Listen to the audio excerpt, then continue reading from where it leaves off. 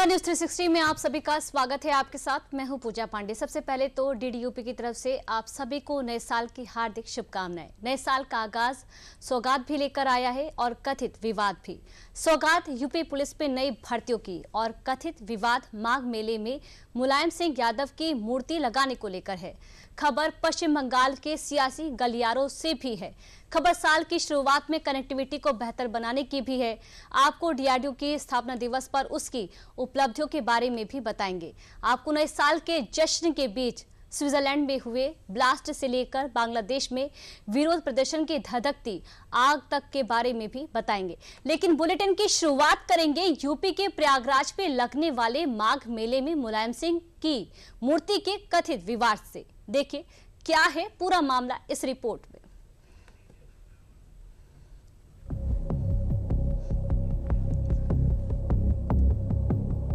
अक्सर विरासत सियासत का कारण तब बन जाता है जब चुनाव नजदीक आते हैं। अब सपा अध्यक्ष अखिलेश यादव का ये ट्वीट ही देख लीजिए। जो मुलायम सिंह यादव अब इस दुनिया में है ही नहीं, उन्हें अखिलेश के इस ट्वीट ने सियासत में जिंदा कर दिया। यूपी में 2027 में चुनाव है, लेकिन उससे पहले प्रयागराज में माघ मेला है और यही माघ मेला अब आस्था के साथ सियासत का केंद्र भी बनता हुआ दिखाई दे रहा है। आप अखिलेश यादव के ट्वीट पर जरा गौर कीजिएगा। अखिलेश ने मुद्दा तो मुलायम सिंह यादव की मूर्ति का उठाया, लेकिन तंज सरकार पर कसा और आहत उस पीडीएस समाज को बता दिया, जिसे फिलहाल यूपी में सपा की सियासत का सबसे बड़ा हथियार माना जाता है। अब आप खुद सोचिए जरा, क्या अखिलेश यादव को इस मामले में पीडीए की बात करने की जरूरत थी? अब इस सवाल का जवाब समझने से पहले आप ये समझिए कि ये मामला शुरू कैसे हुआ। मामला कुछ ऐसा है कि इस बार प्रयागराज माघ मेले में सपा के संस्थापक और पूर्व मुख्यमंत्री मुलायम सिंह यादव की प्रतिमा नहीं लग सकेगी। मेला प्राधिकरण ने मुलायम सिंह यादव स्मृति सेवा संस्थान को नोटिस जारी किया है। प्राधिकरण का कहना है कि साधु संत ने इसे माघ मेले की परंपराओं के विरुद्ध बताते हुए आपत्ति जताई है। दरअसल यूपी विधानसभा में नेता प्रतिपक्ष माता प्रसाद पांडे नए साल के पहले दिन माघ मेले में पहुंचकर शिविर का उद्घाटन और मुलायम सिंह यादव की मूर्ति का लोकार्पण करने वाले थे, लेकिन इससे पहले ही प्रयागराज मेला प्राधिकरण ने मुलायम सिंह यादव स्मृति सेवा संस्था को नोटिस जारी कर दिया, जिसमें इसे धार्मिक परंपराओं के विरुद्ध बताया गया। इसके साथ ही मेला प्राधिकरण ने सख्ती दिखाते हुए नोटिस भी जारी कर दिया। मेला प्राधिकरण ने जारी नोटिस में क्या कहा?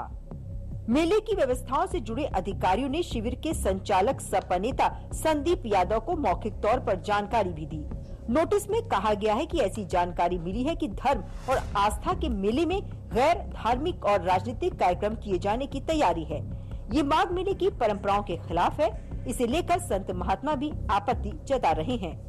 अब मेला प्राधिकरण ने ये कदम इसलिए उठाया क्योंकि धर्म को आस्था के मेले को कथित तौर पर राजनीतिक रूप देने की कोशिश थी। अब सपा का तर्क ये है कि पिछले साल कुंभ मेले में भी इसी संस्था ने शिविर में मुलायम सिंह यादव की प्रतिमा लगाई थी, जहां सैकड़ों लोग रोजाना पहुंचते थे।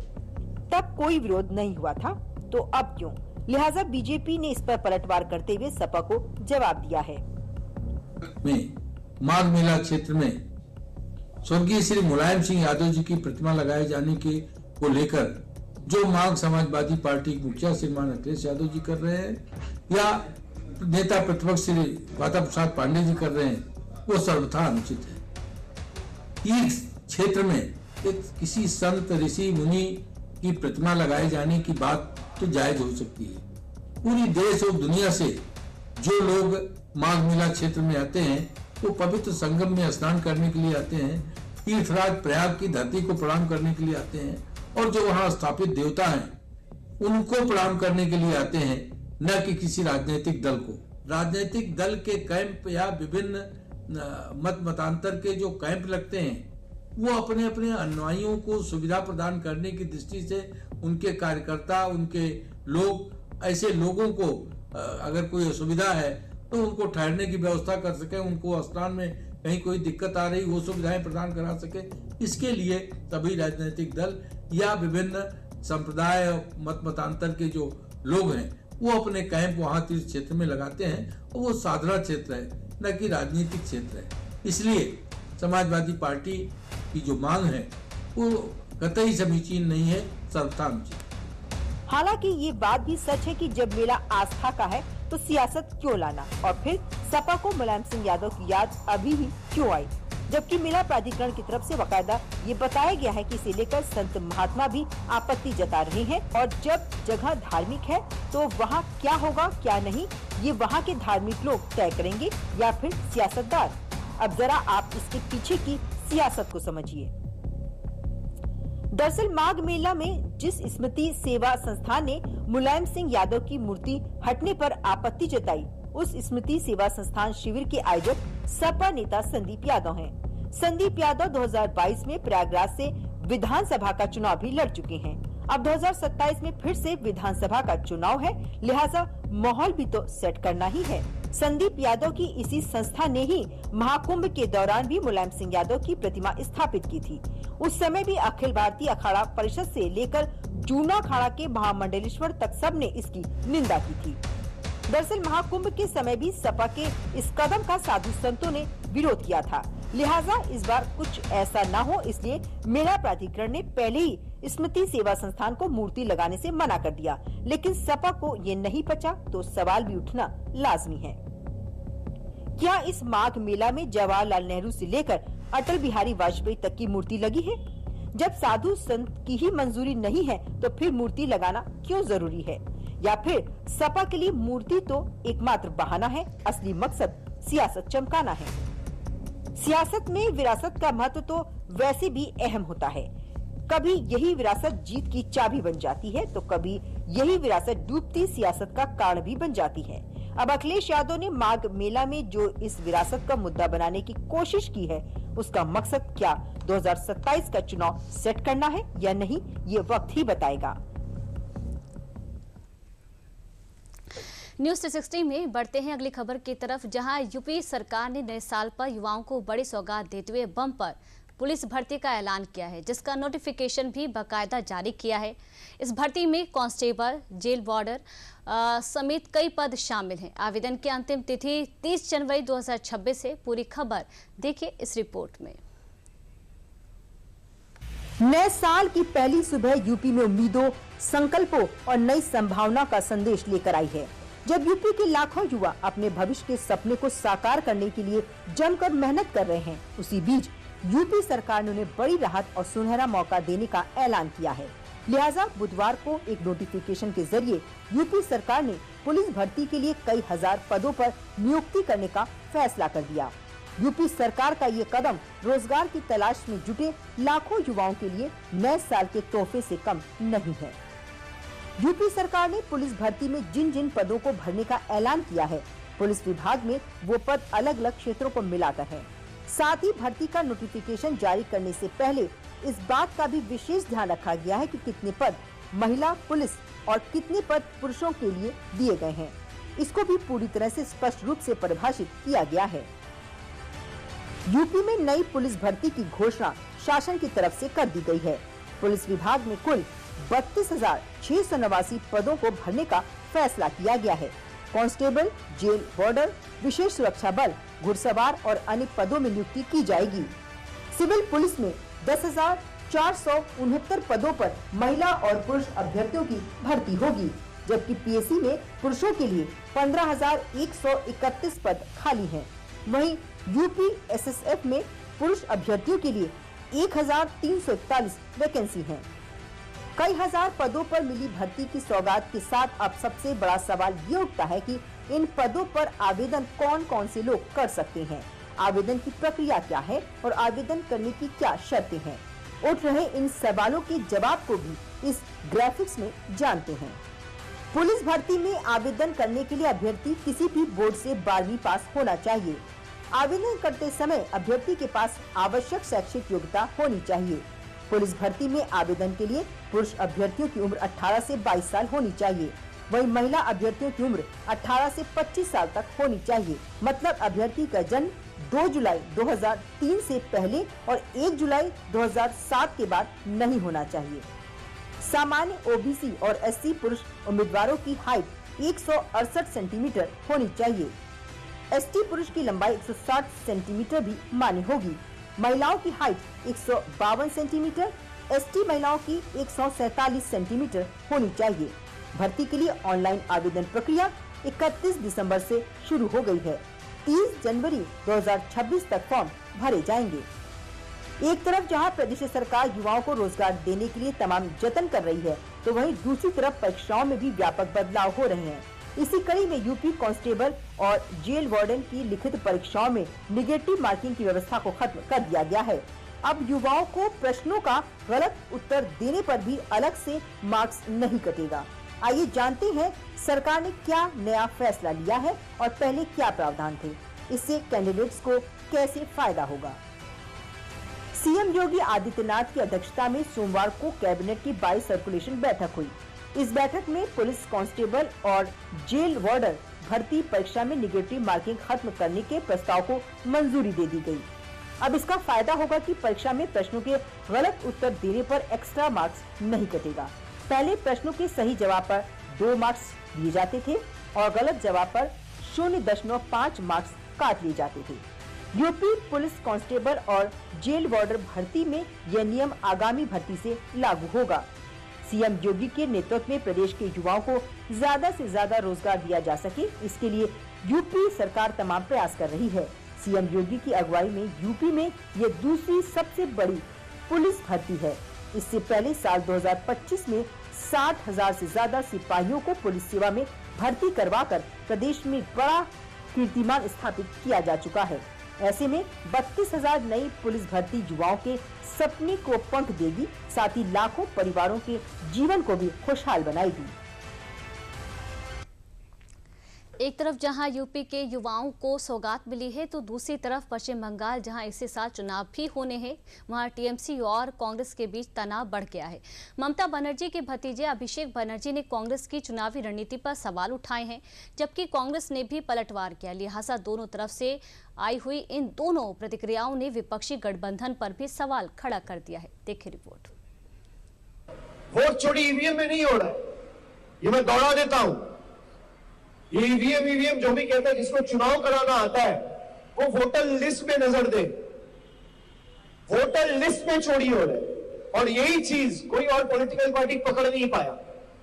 अगर कोई पॉलिटिकल पार्टी कांग्रेस ने पकड़ लिया होता, हरियाणा से, महाराष्ट्र से, न्यू दिल्ली से, बिहार से, चारों स्टेट में बीजेपी हारती। सियासत में अक्सर बयान बहुत नपे तुले दिए जाते हैं, लेकिन मायने बहुत गहरे होते हैं। पर टीएमसी के राष्ट्रीय महासचिव अभिषेक बनर्जी ने अपने इस बयान में बोलकर ही बहुत कुछ साफ कर दिया और मायने तो सीधे सीधे राहुल गांधी की पॉलिटिकल स्किल को चुनौती देने वाले माने जा रहे हैं। अगर कोई पॉलिटिकल पार्टी कांग्रेस ने पकड़ लिया होता, हरियाणा से, महाराष्ट्र से, न्यू दिल्ली से, बिहार से, चारों स्टेट में बीजेपी हारती। अभिषेक बनर्जी ने बुधवार को चुनाव आयोग के साथ 2.5 घंटे की बैठक के बाद जब ये बयान दिया, तो ये सिर्फ वोटर लिस्ट की गड़बड़ी या एसआईआर तक सीमित नहीं था। उनके निशाने पर विपक्षी दल भी थे, खासकर कांग्रेस।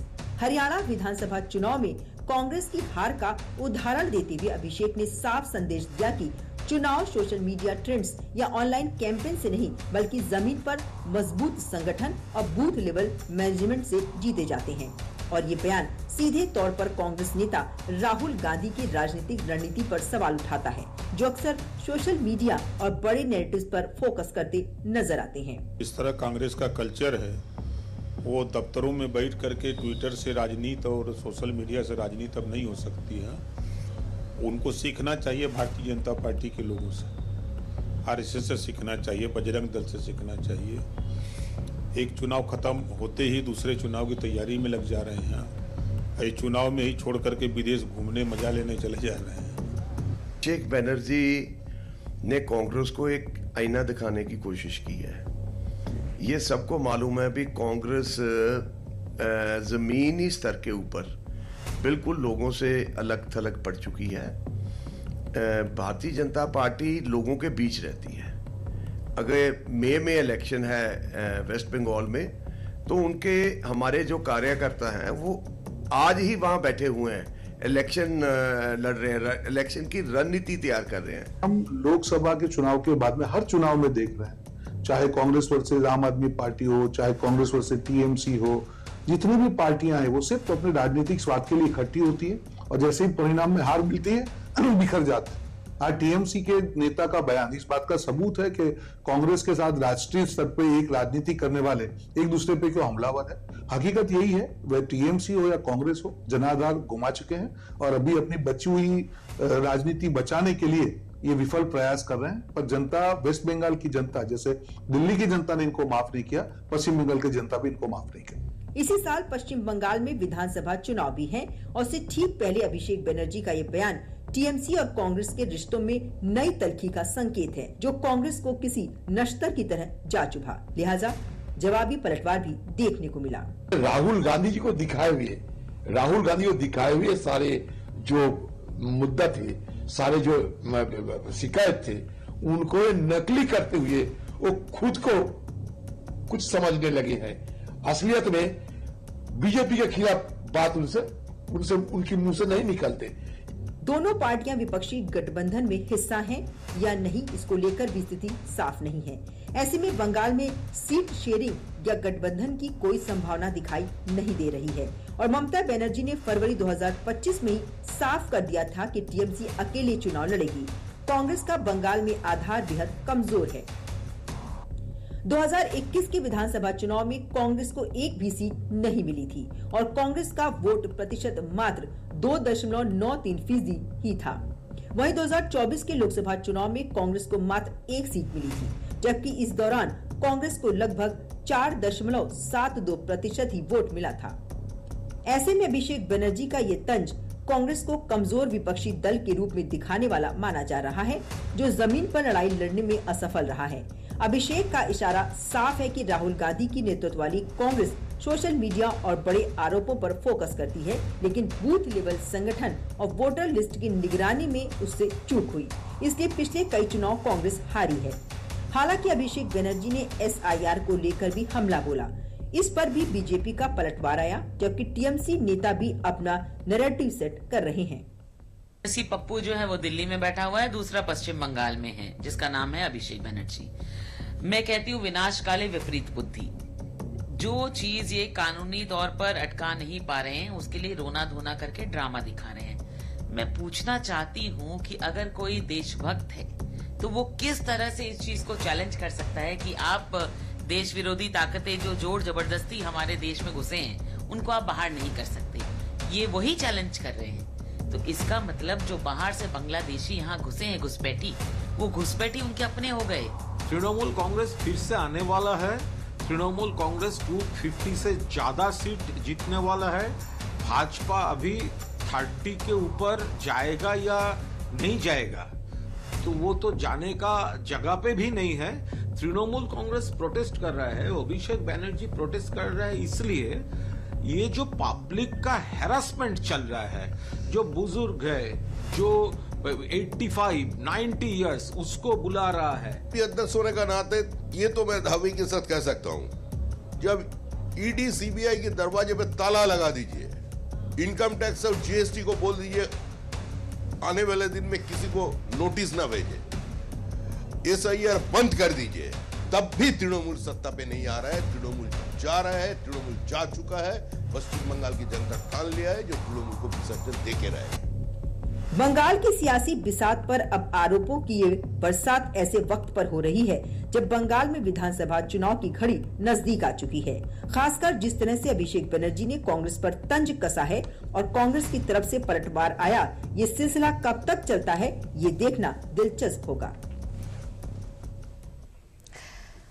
न्यूज 360 में बढ़ते हैं अगली खबर की ओर। देश की पहली वंदे भारत स्लीपर ट्रेन का आज ऐलान हो गया है, जहां ये स्लीपर ट्रेन गुवाहाटी से कोलकाता के बीच चलेगी। इस ट्रेन के बारे में केंद्रीय रेल मंत्री अश्विनी वैष्णव ने और क्या कुछ जानकारी दी है, खास देखिए इस रिपोर्ट में। May I have your attention, please? संदेश के लिए आप सबको आमंत्रित किया। वंदे भारत स्लीपर, उसका कंप्लीट ट्रायल टेस्टिंग सर्टिफिकेशन पूरा हो गया और पहला रूट गुवाहाटी से कोलकाता माननीय प्रधानमंत्री श्री नरेंद्र मोदी जी आगामी कुछ ही दिनों में इस रूट पर पहली वंदे भारत स्लीपर को इनॉग्रेट करेंगे, फ्लैग ऑफ करेंगे।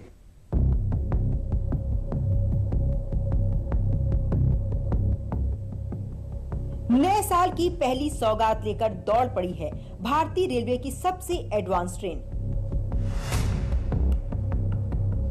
जिससे अब तक सफर सिर्फ तेज नहीं बल्कि सफर लग्जरी और तकनीक से लैस होगा।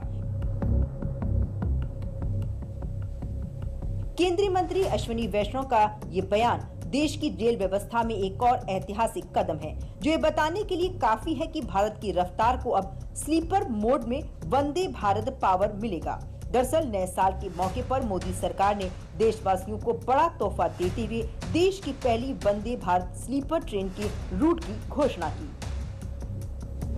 गुरुवार को केंद्र सरकार ने पहली वंदे भारत स्लीपर ट्रेन के रूट का ऐलान किया। केंद्रीय रेल मंत्री अश्विनी वैष्णव ने दिल्ली में आयोजित प्रेस कॉन्फ्रेंस में इस ट्रेन के रूट की घोषणा की। ये ट्रेन गुवाहाटी और कोलकाता के बीच चलेगी। पीएम मोदी जनवरी में ही देश की पहली वंदे भारत स्लीपर ट्रेन को हरी झंडी दिखाकर उद्घाटन करेंगे। इससे पहले हाल ही में स्वदेशी तकनीक से बनी वंदे भारत स्लीपर ट्रेन का भारतीय रेलवे ने अंतिम हाई स्पीड ट्रायल सफलतापूर्वक पूरा किया था, जो कोटा नागदा सेक्शन पर किया गया था, जिसमें ये 180 किलोमीटर प्रति घंटे की रफ्तार तक पहुंची थी। अब तस्वीरों में देख सकते हैं कि इस ट्रायल में ट्रेन की इतनी रफ्तार के बावजूद ट्रेन में रखी पानी की 3 ग्लास से 1 बूंद भी पानी नहीं छलका, जो इस ट्रायल की सफलता को दर्शाता है। अश्विनी वैष्णव ने इसे खुद इसके अलावा एक और ट्रायल को दुनिया के सामने रखा। तो देखो 3 ग्लास रखी हुई है, उसके ऊपर 1 ग्लास आइडिया कैसा और 180 kmph पे गाड़ी करो। ये आप दुनिया के और कहीं भी जगह ट्राई करो तो मेरे ख्याल से ये यूनिक चीज है, क्योंकि इतना ध्यान दिया गया है इसके सस्पेंशन के डिजाइन पे, इस ट्रेन के सस्पेंशन के डिजाइन पे एक टोटली नया लेवल लाया गया है। रेल मंत्री द्वारा शेयर किए गए वीडियो में वंदे भारत स्लीपर ट्रेन की तकनीकी मजबूती साफ नजर आती है। ये वंदे भारत जब हवा को चीरते हुए लोहे की पटरी पर रफ्तार के साथ गुजरेगी तो वो रफ्तार आधुनिक भारत की होगी, जो पटरी पर विकसित भारत की एक और गाथा लिखेगी।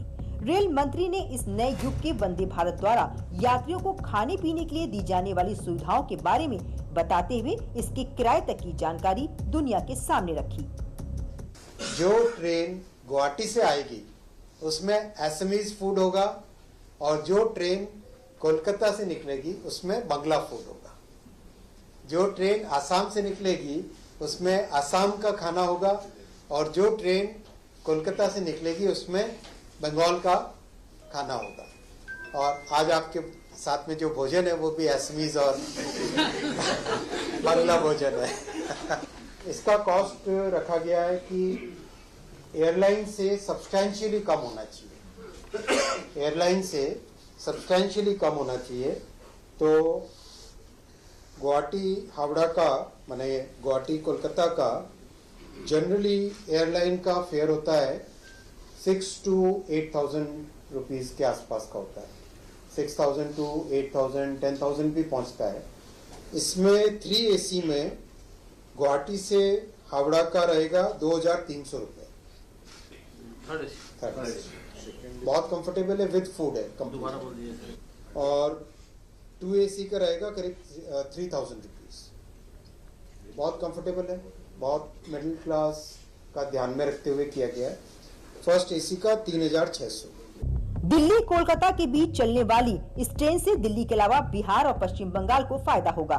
इसके अलावा यूपी और बिहार में इसके स्टॉपेज कहां-कहां होंगे ये अभी पूरी तरह से साफ नहीं है, लेकिन माना जा रहा है कि कानपुर, प्रयागराज, पंडित दीनदयाल उपाध्याय जंक्शन और पटना जैसे प्रमुख स्टेशनों पर इसके स्टॉपेज हो सकते हैं। अब एक नजर 180 किलोमीटर प्रति घंटे की रफ्तार से चलने वाली नई वंदे भारत स्लीपर ट्रेन की खासियत पर भी डाल लेते हैं।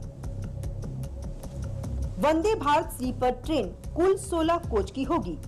इसमें 11 थर्ड AC, 4 सेकंड AC और एक फर्स्ट AC कोच शामिल हैं।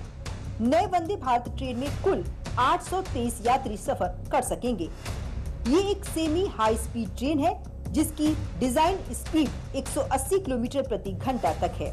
इसमें यात्रियों के लिए आरामदायक और मुलायम बर्थ लगाए गए हैं ताकि लंबा सफर आसान हो। बेहतर सस्पेंशन और कम शोर के कारण ट्रेन का सफर ज्यादा शांत और आरामदायक होगा। साफ सफाई के लिए डिसइंफेक्टेड तकनीक का इस्तेमाल किया गया है और लोको पायलट के लिए आधुनिक कंट्रोल और सेफ्टी सिस्टम वाला एडवांस ड्राइवर केबिन दिया गया है। ट्रेन का बाहरी डिजाइन आकर्षक और एरोडायनेमिक है और इसमें ऑटोमेटिक दरवाजे भी हैं। इसके अलावा रेल मंत्री ने बताया कि 6 महीने में देश के अंदर 8 वंदे भारत स्लीपर ट्रेनें चलाई जाएंगी और साल के अंत तक 12 नई वंदे भारत स्लीपर ट्रेन बनकर आएंगी, जिससे सफर आसान होगा। अश्विनी वैष्णव ने अंत में बुलेट ट्रेन का भी जिक्र किया और अगस्त 2027 तक पटरी पर दौड़ने का आश्वासन भी दिया। बुलेट ट्रेन के लिए भी वो कब तक आ जाएगी? बुलेट का 2027 में आप सब अभी से टिकट खरीद लो। अच्छा चलो, आपको पहली जर्नी फ्री कराएंगे।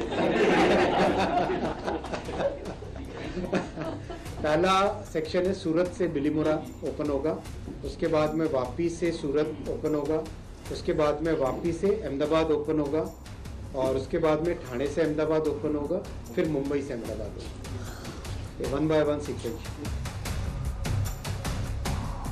देश को मिली नई स्लीपर वंदे भारत की सौगात। ये सिर्फ एक ट्रेन नहीं, ये भारतीय रेलवे के नए युग की शुरुआत, जो भारत को आधुनिक और आत्मनिर्भर रेल तकनीक की दिशा में आगे बढ़ाने वाला एक बड़ा कदम है।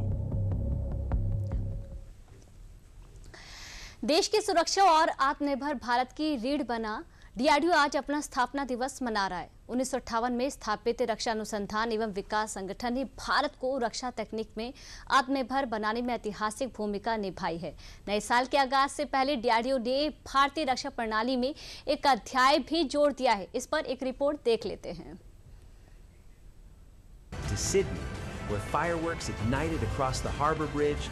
साल के आखिरी दिन जब दुनिया जश्न और आतिशबाजी की तैयारी में जुटी थी, उसी वक्त भारत ने दुश्मनों के लिए चेतावनी और देशवासियों के लिए गर्व का एक सुनहरा संदेश दे दिया। दरअसल रक्षा अनुसंधान एवं विकास संगठन यानी डीआरडीओ ने अपनी स्वदेशी ताकत का डंका बजाते हुए देश में बनी अत्याधुनिक प्रलय मिसाइल का डबल धमाका कर दिया है। यानी साल के आखिरी दिन हुआ ये परीक्षण साफ संदेश दे रहा है कि नया साल भारत मिसाइल की ताकत और आत्मनिर्भर रक्षा तकनीक के दम पर शुरू कर रहा है। रक्षा अनुसंधान एवं विकास संगठन डीआरडीओ ने बुधवार को प्रलय मिसाइल का सफल परीक्षण किया। इस दौरान एक ही लॉन्चर से बैक टू बैक 2 प्रलय मिसाइलें सॉल्वो लॉन्च दागी गयी। प्रलय एक पूरी तरह स्वदेशी क्वासी बैलिस्टिक मिसाइल है। ये सॉलिड प्रोपेलेंट से चलती है और अत्याधुनिक गाइडेंस और नेविगेशन सिस्टम से लैस है, जिससे ये बहुत सटीक निशाना लगा सकती है। ये मिसाइल हैदराबाद के रिसर्च सेंटर इमारत RCI ने मुख्य रूप से विकसित की है। इसमें डीआरडीओ के कई अन्य लैबोरेटरीज ने योगदान दिया है। प्रलय मिसाइल भारत की आत्मनिर्भरता का एक बेहतरीन नमूना है। ये पूरी तरह से स्वदेशी तकनीक पर आधारित है। इसकी प्रमुख खूबियां इसे दुनिया की बेहतरीन मिसाइलों की कतार में खड़ा करती हैं। ये परीक्षण यूजर एवोल्यूशन ट्रायल्स का हिस्सा था। इसका मतलब ये है कि मिसाइल का विकास पूरा हो चुका है और अब सेना यूजर इसे अपनी कसौटी पर परख रही है ताकि इसे औपचारिक रूप से बेड़े में शामिल किया जा सके। खास बात यह है कि ये सॉल्वो लॉन्च किया गया है। अब आखिर इसके मायने क्या हैं, इसको भी जान लेते हैं। ये कोई साधारण परीक्षण नहीं था, बल्कि ये एक सॉल्वो लॉन्च था। ओडिशा के तट पर डॉक्टर APJ अब्दुल कलाम द्वीप से करीब सुबह 10:30 बजे लॉन्च हुआ।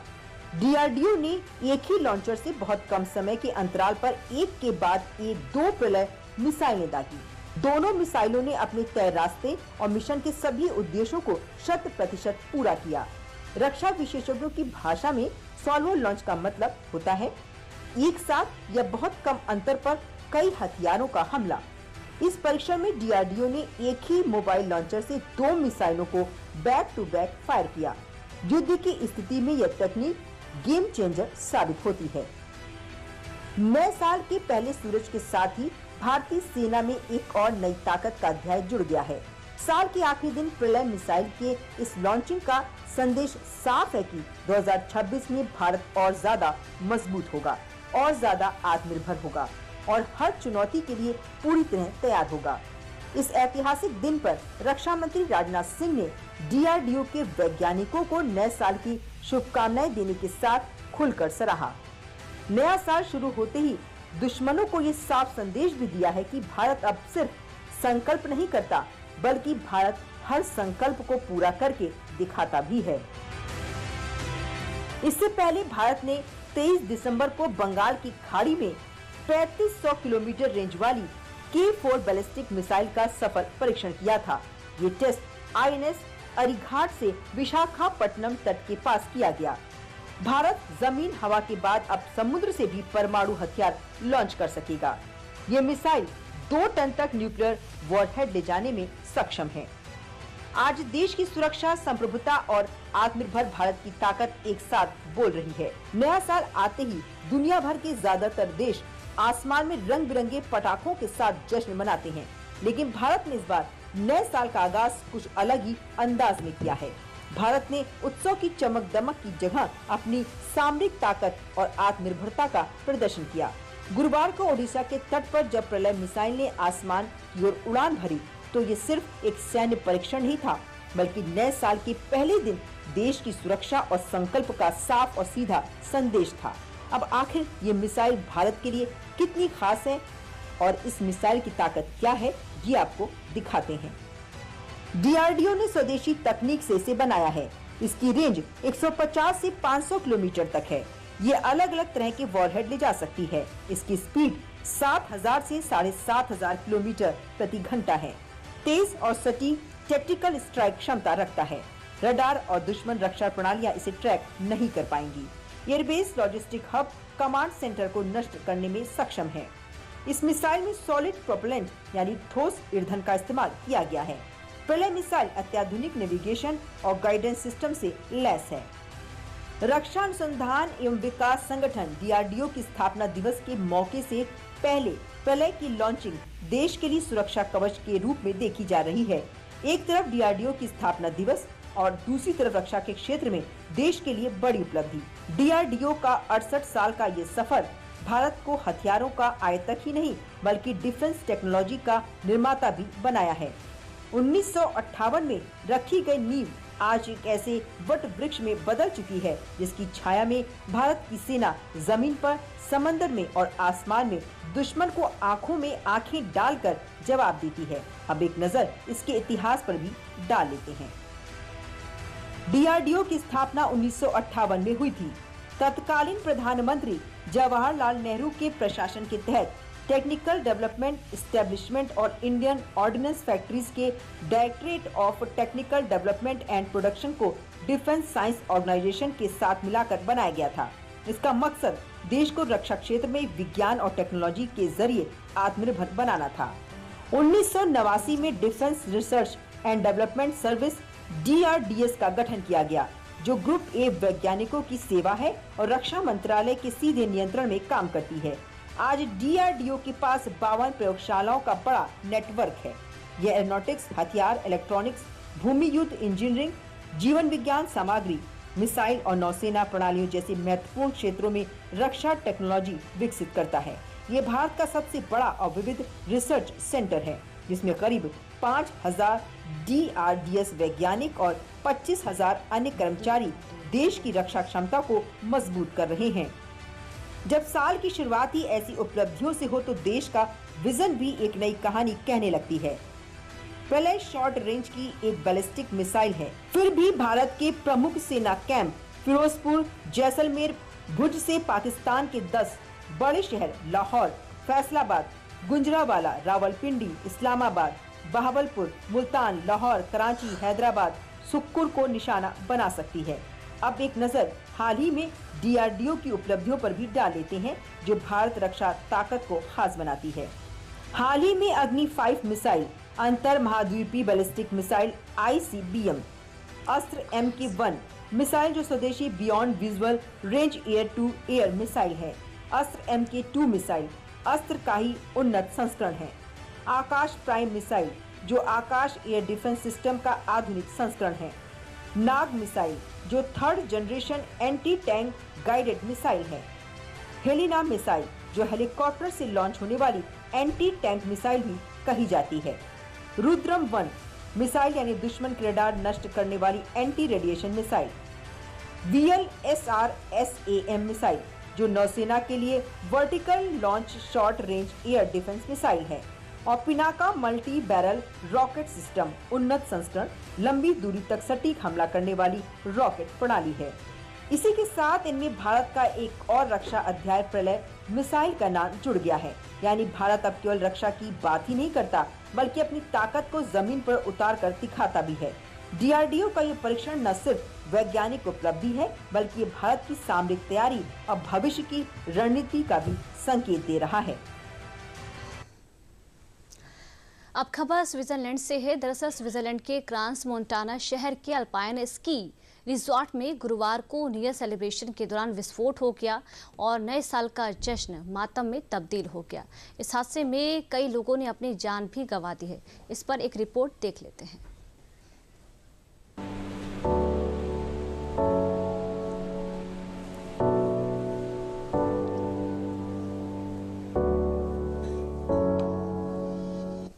यूरोप का खूबसूरत टूरिस्ट डेस्टिनेशन स्विट्जरलैंड का ये क्रांस मोंटाना शहर जहां नए साल की रात जश्न रोशनी और संगीत से जगमगा रहा था। बर्फ से ढकी पहाड़ियों के बीच खुशियों का शोर गूंज रहा था, लेकिन कुछ ही सेकंड्स में खुशियों का ये माहौल मातम में बदल गया। दरअसल जिस अल्पाइन स्की रिसोर्ट में दुनिया भर से आए सैलानी न्यू ईयर सेलिब्रेशन में डूबे हुए थे, आने वाले साल को यादगार बना रहे थे, उस रिसोर्ट के मशहूर कॉन्स्टेलेशन बार में हुए धमाके ने जश्न को खौफनाक चीखों, धुओं और खून से सनी जमीन में बदल दिया। स्विट्जरलैंड के क्रांस मोंटाना शहर के अल्पाइन स्की रिसोर्ट में गुरुवार को न्यू ईयर सेलिब्रेशन के दौरान विस्फोट हुआ। बताया जा रहा है कि विस्फोट में करीब 40 लोग मारे गए हैं जबकि 100 से ज्यादा लोग घायल हैं। हालांकि DDUP आंकड़ों की पुष्टि नहीं करता। स्विट्जरलैंड पुलिस के मुताबिक विस्फोट रिसोर्ट के कॉन्स्टेलेशन बार में रात करीब 1:30 बजे हुआ। इस घटना के बाद इस पूरे इलाके को पुलिस ने सील कर दिया। फिलहाल क्रांस मोंटाना शहर को नो फ्लाई जोन घोषित कर दिया गया है। पुलिस और इमरजेंसी टीम मौके पर पहुंचकर रेस्क्यू में जुटी हैं। घायलों को अस्पताल में भर्ती कराया गया है। ये स्की रिसोर्ट स्विट्जरलैंड की राजधानी बर्न से लगभग 2 घंटे की दूरी पर है। अचानक एक जोरदार धमाका और पल भर में खुशियों का वो मंजर मातम में तब्दील हो गया। विस्फोट के बाद पूरे क्रांस मोंटाना इलाके को सील कर दिया गया। बम स्क्वाड, फॉरेंसिक एक्सपर्ट्स और सुरक्षा एजेंसियां हर एंगल से जांच में जुटी हुई हैं। ये पता लगाने की कोशिश की जा रही है कि ये धमाका हादसा था या इसके पीछे कोई साजिश रची गई थी। जिस स्विट्जरलैंड को दुनिया के सबसे सुरक्षित देशों में गिना जाता है, वहीं नए साल के जश्न पर हुआ ये हमला पूरी दुनिया के लिए बड़ा सवाल बन गया है। जहां ये घटना हुई है वो क्रांस मोंटाना इलाका स्विट्जरलैंड का एक मशहूर और बेहद लग्जरी हिल स्टेशन है। यह देश के दक्षिण पश्चिमी हिस्से में वॉलेस कैंटन में स्थित है और खास तौर पर अपने स्की रिसोर्ट्स, खूबसूरत नजारों और हाई एंड लाइफ स्टाइल के लिए जाना जाता है। वर्ल्ड फेमस टूरिस्ट प्लेस इंटरलॉकेन से 100 किलोमीटर दूर है क्रांस मोंटाना। हादसे वाली जगह क्रांस मोंटाना एडवेंचर गेम्स के लिए दुनिया भर में प्रसिद्ध टूरिस्ट प्लेस इंटरलॉकेन से करीब 100 किलोमीटर की दूरी पर है। वहां पैराग्लाइडिंग, स्कीइंग और ट्रैकिंग के लिए दुनिया भर से लोग पहुंचते हैं। थून और ब्रियंच झील के बीच बसे इंटरलॉकेन से आल्प्स माउंटेन रेंज के आइगर, मोंक और जुंग फ्राउ पर्वतों तक आसानी से पहुंचा जा सकता है। क्रांस मोंटाना समुद्र तल से लगभग 1500 मीटर की ऊंचाई पर बसा है और यहाँ से एल्प्स माउंटेन रेंज के शानदार दृश्य दिखाई देते हैं। सर्दियों में यह जगह स्कीइंग, स्नोबोर्डिंग और विंटर स्पोर्ट्स के लिए दुनिया भर के पर्यटकों को आकर्षित करती है, जबकि गर्मियों में हाइकिंग, गोल्फ और हेल्थ रिसोर्ट्स के लिए मशहूर रहती है। ये शहर अंतर्राष्ट्रीय स्तर पर अपने golf tournament, luxury hotels, spa और फाइन डाइनिंग के लिए भी जाना जाता है। यहाँ हर साल बड़ी संख्या में पर्यटक, सेलिब्रिटीज और बिजनेस लीडर्स छुट्टियां मनाने आते हैं। फिलहाल ब्लास्ट के पीछे का कारण अभी तक नहीं पता चल पाया। फिलहाल ब्लास्ट के पीछे का कारण अभी तक पता नहीं चल पाया है।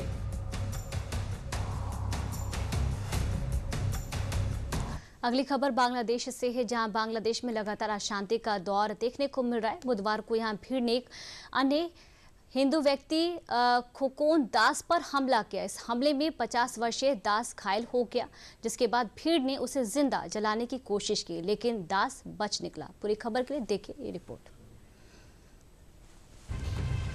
बांग्लादेश की सड़कों पर डर का साया अब और गहराता जा रहा है, जहां खुद की पहचान ही अब जान की दुश्मन बनती दिख रही है। बीते कई दिनों से जारी हिंसा के बीच अब एक और रोंगटे खड़े कर देने वाला मामला सामने आया है, जो अल्पसंख्यक हिंदुओं की सुरक्षा पर गंभीर सवाल खड़े करता है।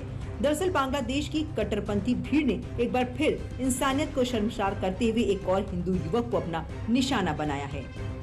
बांग्लादेश में एक और हिंदू शख्स पर भीड़ ने हमला कर उसे आग के हवाले कर दिया। इस हमले में खोकोन दास नाम का व्यक्ति गंभीर रूप से घायल हो गया। बताया जा रहा है कि हिंदू व्यक्ति पर बांग्लादेश की कट्टरपंथी भीड़ ने धारदार हथियार से हमला किया था। खोकोन दास जब अपने घर वापस लौट रहा था, इसी दौरान उग्र भीड़ ने उस पर हमला कर दिया। बांग्लादेश में अब तक 3 हिंदुओं की हत्या कर दी गई है। बांग्लादेश में यूनुस के नेतृत्व वाली अंतरिम सरकार के तहत हिंदुओं सहित अल्पसंख्यकों के खिलाफ लगातार हिंसा देखी जा रही है, जिससे दुनिया भर में लोगों और कई मानवाधिकार संगठनों में आक्रोश फैल गया है। बीते 15 दिनों में पहले ही बांग्लादेश में 3 हिंदुओं की हत्या की जा चुकी है। ये चौथा मामला था। अब एक नजर बांग्लादेश में बीते 15 दिनों में हुई 3 हिंदुओं की हत्या पर डाल लेते हैं। बांग्लादेश में अब तक 15 दिनों में 3 हिंदुओं की हत्या की जा चुकी है। 18 दिसंबर को दीपू चंद्रदास की हत्या कर दी गई थी। 24 दिसंबर को अमृत मंडल की मॉब लिंचिंग करके हत्या कर दी गई थी।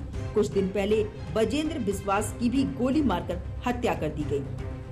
बीते महीने युवा नेता उस्मान हादी की मौत के बाद से ही बांग्लादेश में हिंसा शुरू हुई थी, जिसके बाद लगातार हिंदुओं पर अत्याचार अपने चरम पर पहुंच गए हैं, जो रुकने का नाम नहीं ले रहे हैं। अब एक नजर बांग्लादेश में हुई 31 दिसंबर की उस घटना को तफसील से समझते हैं।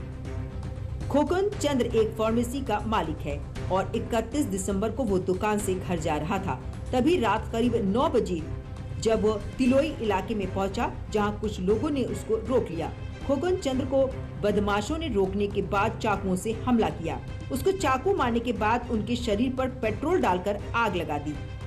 इसी दौरान खोकोन अपनी जान बचाने के लिए भागे तो पास के एक तालाब में कूद गए, जिसके बाद स्थानीय लोगों ने उनको निकाला और जान बचाई।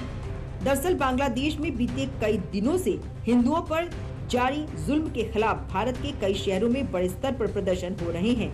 भारत के कई नेताओं ने भी बांग्लादेश में हिंदुओं के ऊपर अत्याचार की निंदा की है और भारत सरकार से मामले में कूटनीतिक स्तर पर कदम उठाने की मांग की है। न्यूज़ 360 में आज के लिए इतना ही। नमस्कार।